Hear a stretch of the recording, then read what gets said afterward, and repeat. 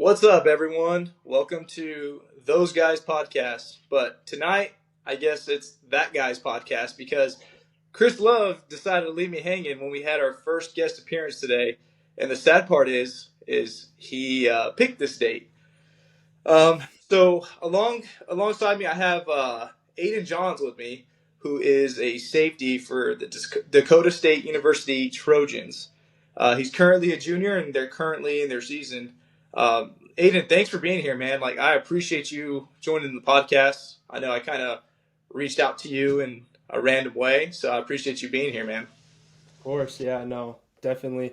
And honestly, I just want to thank you too for, inviting me because I think it gives a lot of us, like just the both of us, an opportunity to kind of spread our content and also just show people what it's like to play football at a smaller school. Absolutely. So I came across Aiden's profile on Instagram on the pages that you might like or that you might have interest in. He actually has some really good content at the smaller school level. So Dakota State, they're in the NAIA conference. I would say like the talent levels between D3, D2. I think it fluctuates. I've seen some NAIA schools beat some D1 AA schools. So it's a pretty good place to play. Now, following his page, I saw he has a very good storyline, a day in the life of an NAIA athlete, and that kind of caught my attention because I'm fascinated with how these guys prepare for their week, their away games, their home games, and you kind of get a background access to things that they encounter. So if you guys go follow his page, you guys will definitely see some videos of his preparation before each game. Their travel. I was actually kind of blown away because coming from a small school, I remember we had to bus everywhere. So originally, I was going to Western New Mexico University, which is Division II. We were in the RMAC, and we have schools in Nebraska, we have schools in South Dakota, and that was a bus trip. That there was no flights. So I was actually pretty impressed that you guys fly to some of these places. Yeah, Uh, no, it's definitely a blessing. Sorry, I didn't mean to cut you off, but I just will say like just recently this last year, like we never flew anywhere, obviously just being in a smaller conference from last year and just, the change is it's unreal. And one thing I just want to point out too about Madison, South Dakota is they love Dakota State football, and so just the amount of money that, like they've donated for us to have these opportunities is just unreal. yeah, no, that's awesome. So a little bit about your guys' conference. You guys are in the Frontier Conference. You guys are spread out amongst some schools in Montana, South Dakota, North Dakota, Oregon, um, and California and Arizona. So you guys are literally going everywhere. And I was pretty surprised to see that you guys flew, and that's cool to know that like you guys have a lot of donor support. It seems like you guys have a pretty good culture out there. I think I mentioned to you before the show that I was following along the university and found out that you guys were getting this new multi-million sports complex put in place, and you guys have a brand new football field. And as far as like NAIA schools go, that's a top-notch facility. What is what has been like your favorite part about that facility?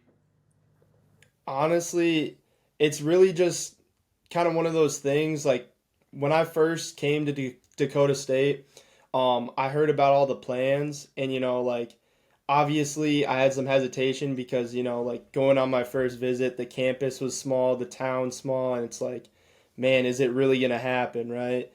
And so just the fact that, they followed through with their word because, the plans were, in the making for a couple years, honestly.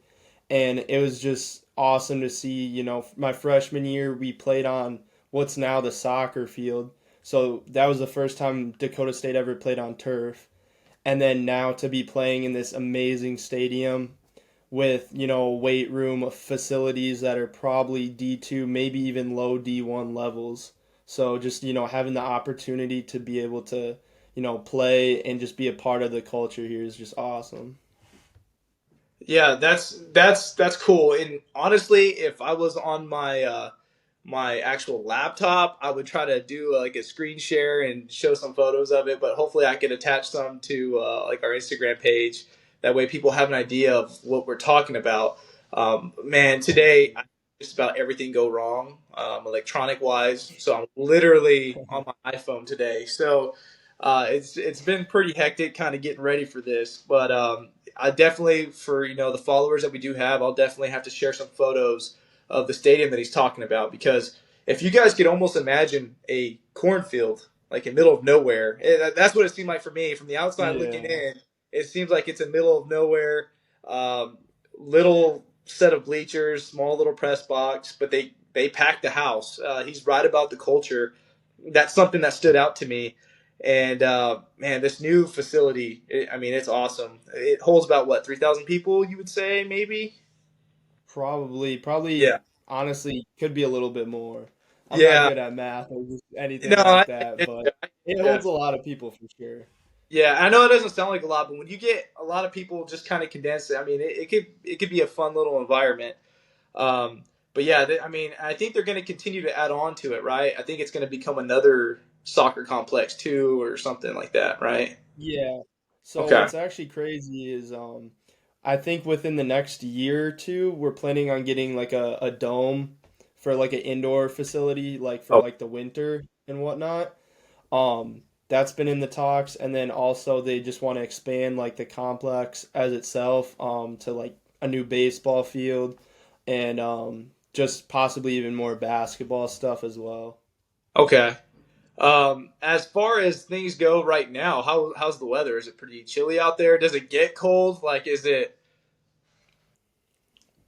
Well, so right now kind of caught us in a bad week, but I think usually the weather doesn't get too bad until like early to mid-November, but this last week, man, it's been chilly, honestly. It's probably Yeah. been like in the 50s, but there's not a lot of stuff blocking the wind, so, it can feel like 30 degrees at sometimes.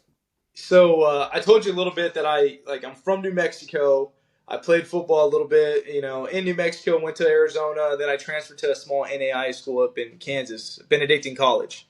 So I was there for a little bit, and man, when I first moved, I remember the coach. It was Coach Larry Wilcox. He told me, he was like, "Hey, man, we actually have winters up here. I know you're probably not used to that down there." And I'm like, "All right, cool. I'll wear a hoodie. Like I run. I was an offensive lineman. Like I run warm blooded. You know what I mean? So." Um, Uh, I was like, I'll be fine with the hoodie, some cargo shorts. I got there, and yeah, you're right. There's nothing that will block you or block the wind from, mhm. just give you that bone chilling feeling. Like, I mean, the wind pierces your soul when you're up there.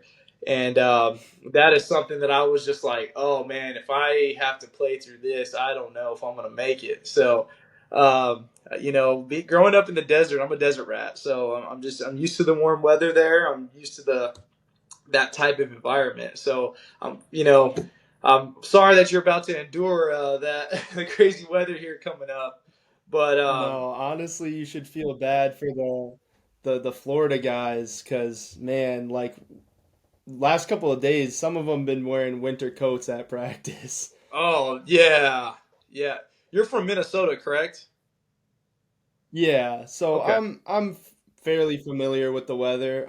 Yeah. I think as I've gotten older, I do get a little bit colder. Also, probably just because I've gotten a little bit more in shape, lost some body fat and Yeah. whatnot. But Yeah, man. Being around like the colder weather, at least you have an idea of how cold it could be. But man, yeah, those Florida guys, I bet you they're struggling. So that kind of for brings me sure. to like going back to the culture a little bit. Do you guys get a tons of guys like transferring in and out all the time? Like how does that work? I mean, you told me that you've been there since your freshman year. I was actually caught off guard. This is rare that you hear about that, and I felt like I was hitting the transfer portal back. I feel like I invented the transfer portal back then, even though I wasn't able to like. There was a lot more stipulations on it back then. I mean, you had to like if you transfer down, you had to go and get your associate's degree before you could transfer back up to a division, and if you go the NAIA route, they have different set of rules, so you could avoid all that. How's the transfer stuff looking for you guys? Are you guys pretty much able to keep your same team intact, or are you always just fishing in the portal. Yeah, so it's kind of like a two-sided story almost. So if I had to say Dakota State's defense has been, one of the top defenses in NAIA for like the past couple of years now. Yeah, And one of the main things about our defense is all these guys have been here since their freshman year. And honestly, majority of the senior class now, like they played their freshman year. Like they didn't even get their redshirt year.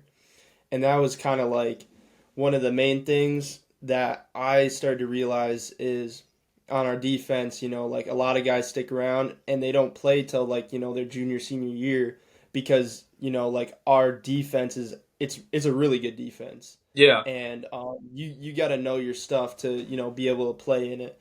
Whereas on like the offensive side, it's a little bit different because we've gotten quite a bit of transfers from the transfer portal, like in terms of like skill players. But for the most part, like our offensive line has mainly been, here since like their freshman year. Um, so I would say like really we get a few transfers towards like skill positions, but majority of Dakota State is, kind of built from the ground up. yeah. Okay. Man, that's good to know. But like I said, I was taken back whenever you were telling me that you were there since your freshman year. I was like, wow, okay, cool, good for him. That's awesome. So you don't hear that very often anymore. That's it's kind of shocking if someone stays there that long. But man, I tell people all the time, like, don't don't chase the name of the university. Don't chase the division. Don't chase the location. Go somewhere where you're gonna be wanted, and go somewhere where you're gonna have fun because take it from a guy who has been to like three or four different schools. Um, Man, it is what you make of it. So, and they were at all different levels. And I will say they all had some good things and bad things about them. But man, it is what you make of it. So, like, if you have a good career somewhere, man, stick to it. Be consistent with it and do great. Get your degree. That's the most important thing. But taking all the experiences, because I tell people this too, I probably could have had a decent career. I mean, I kept tearing my ACL in college, so I've had 3 knee surgeries. Oh, So I was at one point I was like just over it. But if I would have stayed mm-hmm. put like at Western New Mexico, probably could have had a decent career. But when you start transferring around and you're getting thrown around new programs, um, I mean it's a little bit different. So and that was all self inflicted on my part. But I always tell people, man, like if Sol Ross is offering you a scholarship and they want you to go play for them, and it's a decent school and you can go there and be successful, go to Sol Ross. Versus walking on somewhere being treated like crap and not getting anywhere. Um, and then For plus the way sure. the portal works now is like, I mean, you can transfer out if you're just not feeling it, but at least you have that opportunity. So man, as far as your guys' conference goes, you guys are in the Frontier Conference, probably one of the toughest conferences in NAIA. I would say between you guys and the Heart of America Conference is probably one of the tougher conferences, right? So For you guys sure. have right now, you guys have 4 schools that are ranked, 2 in the top 10, and you have College of Idaho ranked at 16, Montana Western ranked at 20, Carroll College, which has a rich history of football, ranked at 9, and then Montana Tech ranked at 4. And you guys are starting to receive votes to being ranked. You guys are sitting at 5-2 right now with a good shot of making the playoffs. Correct? Correct. Yeah. Um, and then as far as like the other side of it goes, you guys are split up into 2 divisions. I mean, even the schools that aren't ranked, pretty competitive. Arizona Christian, Simpson College. So there's a few in there that are pretty competitive. There's some good ball being played in that conference. What have you noticed about that talent level? Is the game still pretty fast for you? Is it pretty? Obviously, it's probably slowed down since you've been in college, but like coming from like high school into Dakota State, was it super quick? Like, because I know for me, there was an adjustment there, adjusting to that speed. For sure. So, obviously coming out of high school, majority of people, who make college ball, like they were like the main guy at their school or, like they were really good. That's obviously, why they made it to playing college football. And obviously, like right off the bat, like I definitely noticed a change in like speed and pace and whatnot. But one of the things that, like as I've grown to be a better player is just, the game slows down when you know your assignments more. And maybe that's just a defensive thing. I'm not too sure about the offensive side, but like the game really slows down when you know what you're doing. And I will say too, like from the conference we were in the previous 2 years to this year where we're in the Frontier Conference, we're still playing a majority of the schools we played last year, but these new schools, it's not like there's a huge difference in speed or strength. It's really just about, how much these guys want it. And like one of our biggest games, we went up to play Montana Tech, and like those guys executed perfectly on like a lot of their things, and that's what it really comes down to is like no one's really gonna blow past you in speed or just knock you on your butt. It's really about execution. Um, so how was that Montana Tech game? Obviously they're ranked number 4, but it seems like it's a pretty cool. So my goal eventually in life is to go to all these colleges, small schools, big schools, you name it. I want to check out games at all these schools, and Montana Tech is definitely up there on my list, just because it seems like them and Carroll. I would say because it seems like a pretty fun like little culture there. So yeah, I mean that's how was that? So, I mean, the atmosphere, like the stadium, the mountains, like it's a really cool place to be at. Yeah. But, like you can really tell like how much a school puts into their sports, like just by like their fans. And honestly, like it was kind of a nasty experience when it came down to it because, like their fans were, kind of chirping at us, their coaches, their players, Oh wow. like yeah, it wasn't, a great experience honestly, but the one thing that like, I realized coming out of that is they did all the little things right, and just to, like get in our head, they're going to talk their talk, and they're going to try and do what they want to do just to, get us out of our rhythm. So, I mean, scenic wise, great place, but Yeah. definitely a rough atmosphere to play in for sure.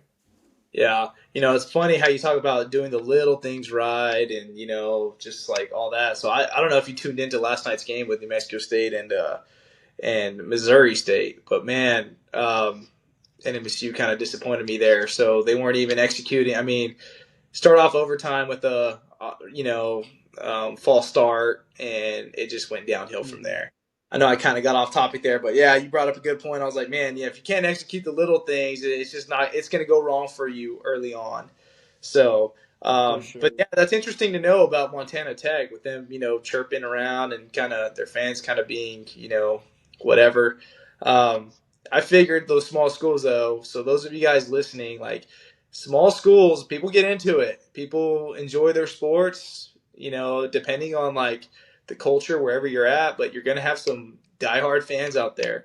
Um, but obviously everyone wants to talk about the LSU's, the Texas, Ohio States, and but I mean, yeah, like I mean those small schools they get after it too. Watching it firsthand for me, yeah, it's fun. So I know what I'm watching, and I know I like watching like Mary Hardin Baylor play. They're D3. I've been following the school that's about an hour away from where I'm at right now, Northeastern State, Oklahoma, and they've been playing some pretty good ball. So people don't realize like you're missing out if you're not tuning into these small schools because I think like the passion is still there for a lot of these young student athletes because to go to one of these private schools or I know Dakota State's a public university, but a lot of these NAIA schools are private. They all are like Christian based. It costs a lot of money to go there, and it's a grind. And if people tune into your videos, they're gonna see that you guys do a lot. There's a lot of practices. There's a lot of meetings. For Even the sure. day of the game, like there's just so much stuff, and you really have to want to be there because I know NIL is a thing, but let's be real. There's not a lot of NAIA athletes or a lot of D2 athletes that are getting paid anything. No. You guys aren't in the cool NCAA video games and stuff like that, but you guys are doing it because of the love of the game.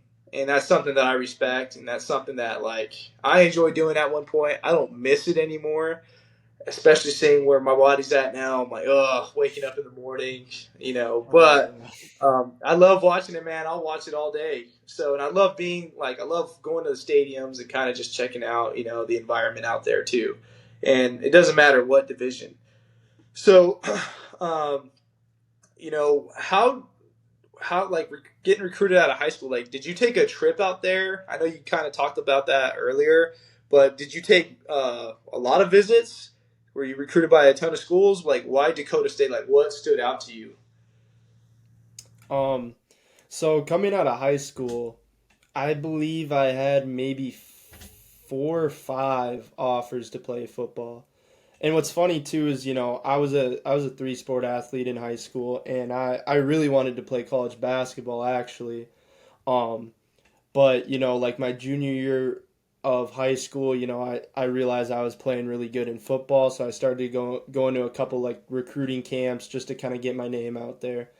And I eventually got, I think, 3 or 4 D3 offers. I got my first offer was from Minnesota Morris, Okay. and then followed was Gustavus, St. Olaf, and St. Scholastica.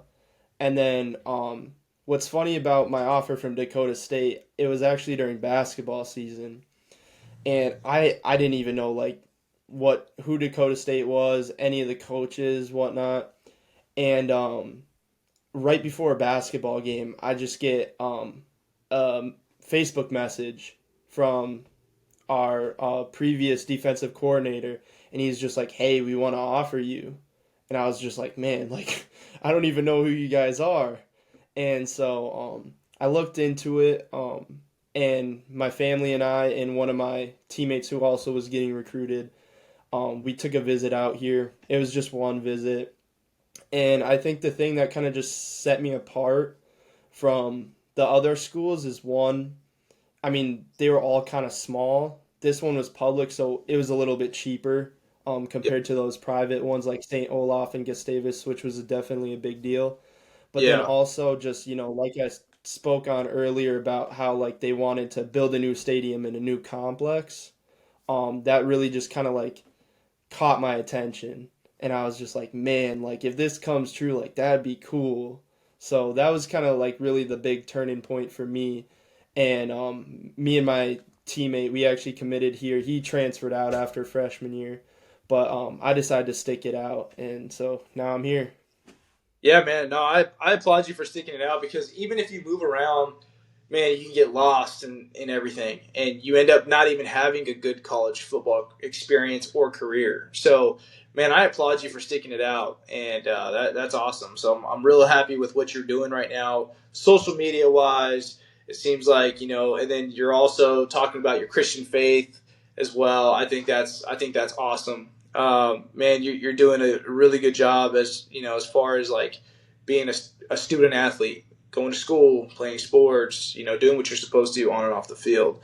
Um, Man, so kind of one more question, like how do you prepare for like road games and versus like home games? Do you have like your own routine? Because I know for me, if I was like traveling, I was always paranoid. I would have to show up to the facility early. I had to make sure, because there wasn't people packing our stuff for us and taking, all our equipment cross state or whatever.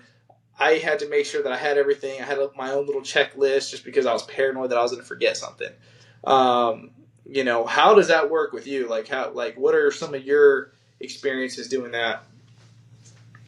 For sure. So, um, typically, if it's a away game where like we just drive the day of, and we don't have to like stay in a hotel overnight. One thing that's just kind of like certain for every away game is I like to get like a coffee or something. I'm a big coffee guy, so I like to get some coffee Me too. before we hit the road. Um, and I'll like triple check my stuff, make sure I don't forget anything, and then for that same day stuff, I'll maybe tap into a little bit of film on the bus ride up. Not too much because I'm one of those guys where like if I watch too much film, I start to, overanalyze everything. Yeah. So, that's kind of just what I do on like those same day things. And then like when it comes to overnight, I'll go back over like the notes I've taken on film, like the night before, watch a little bit more film, and then typically when I get to like the stadium, usually like right after I arrive, I'll get into some shorts, get my cleats on, head out to the field, and start warming up. Cause for me, like throughout the week, I'm always pretty like sore and I guess beat up. So when I get to the field, like I want to make sure I'm loose and ready to go up until game time warm ups. Yeah. No, that's cool, man. So I know like whenever I was at a JUCO, my coach was big on just getting there like right as like pretty much like a pregame started, like the time started, and because usually you have an hour before, right? But that hour Mhm. flew by really quick, and I hated that just because like, all right, cool, I have to get all my stuff together. I gotta just get going. That way, I get to the field, get warmed up, do this and that, like, and it flew by really quick. I'm one of those guys, man. I'll show up to a facility 3 hours early if I have to just roll out, keep stay loose. I mean, the way that the phones are now, you can have YouTube TV on your phone and what you won't miss any games, right? So, For sure. um, yeah, man, I feel you on that. So, I still remember that soreness that you're talking about, and just making sure you're right before a game. So, that's cool, man. Well, how does school? I know I said I was only going to ask you one more. I have a couple more. But how does That's all school right. Yeah. uh, how does school affect like your season? Are the professors pretty cool about? I mean, I don't know if you guys have midweek like midday game or midweek day games or whatever. Um, but are they cool with you guys traveling around? Or are they pretty strict on all that stuff?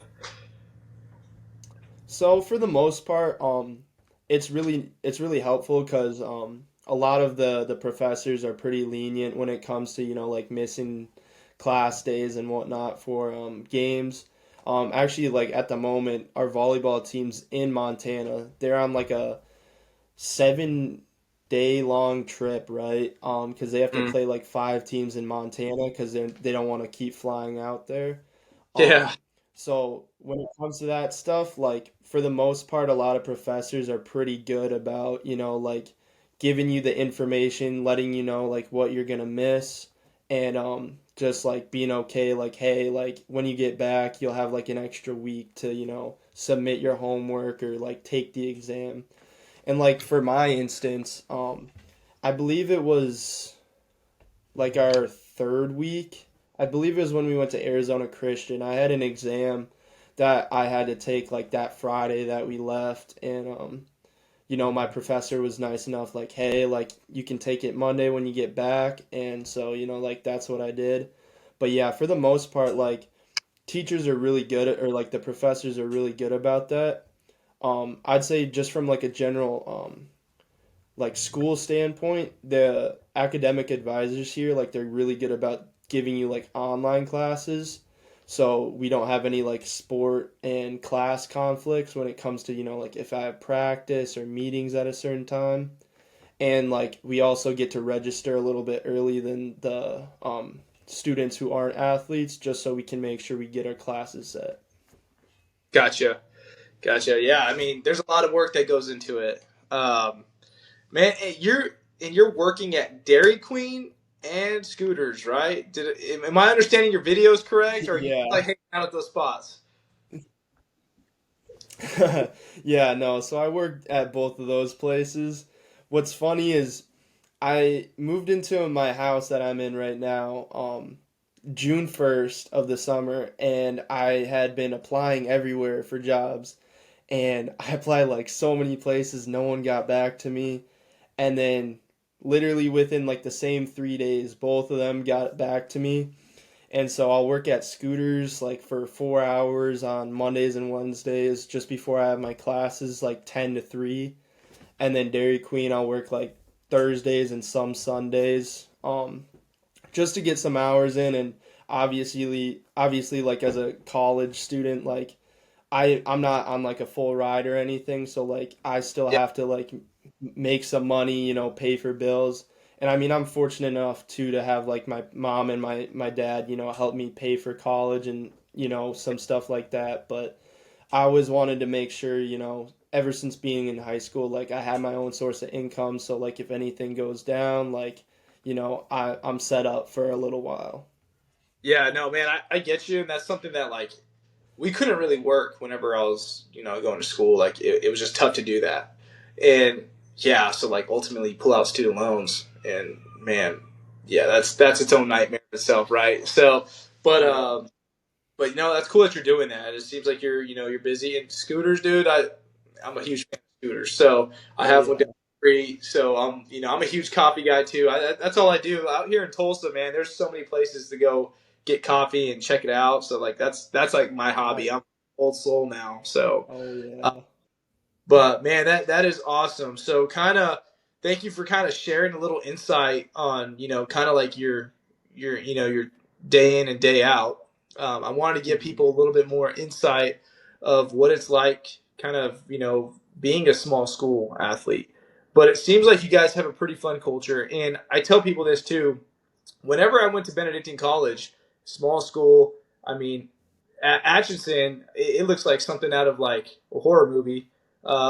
So like, I mean, you have like those big old trees that when I moved there, I moved in January. All these trees were just dead. It kind of looked like it reminded me of something like out of a Edgar Allan like Poe poem or something. So it was just one of those things Yeah. that I was like, oh man, this is depressing out here. But I had one of the funnest like times out there. I think when you have a smaller school like that, people get to know each other, and you really kind of get to build those relationships and those connections.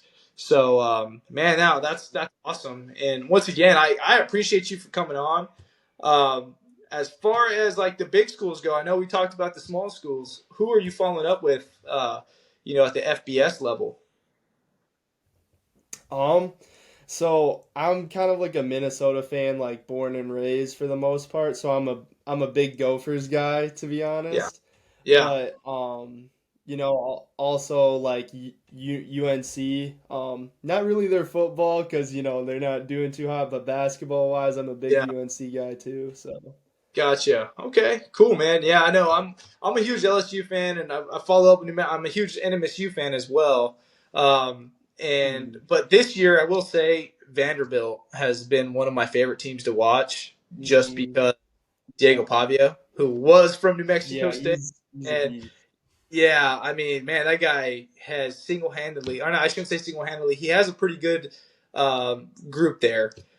Eli Stowers, all those guys. So from the coaching staff, I think Tim Beck, their offensive coordinator, is great. Man, that is awesome.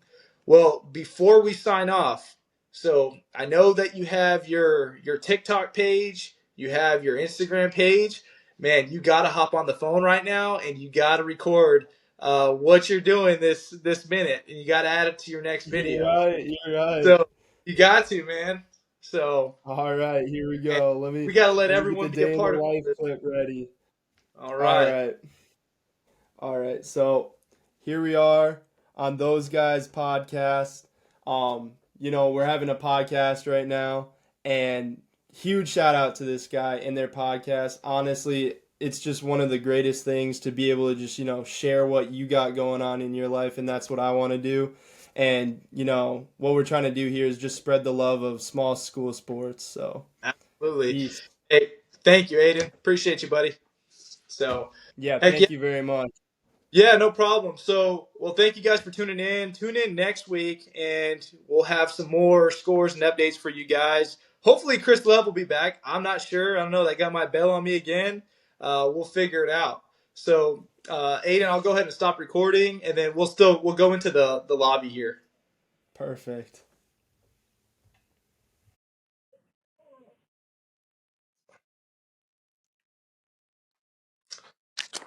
I might have to edit some of this out because it's not stopping.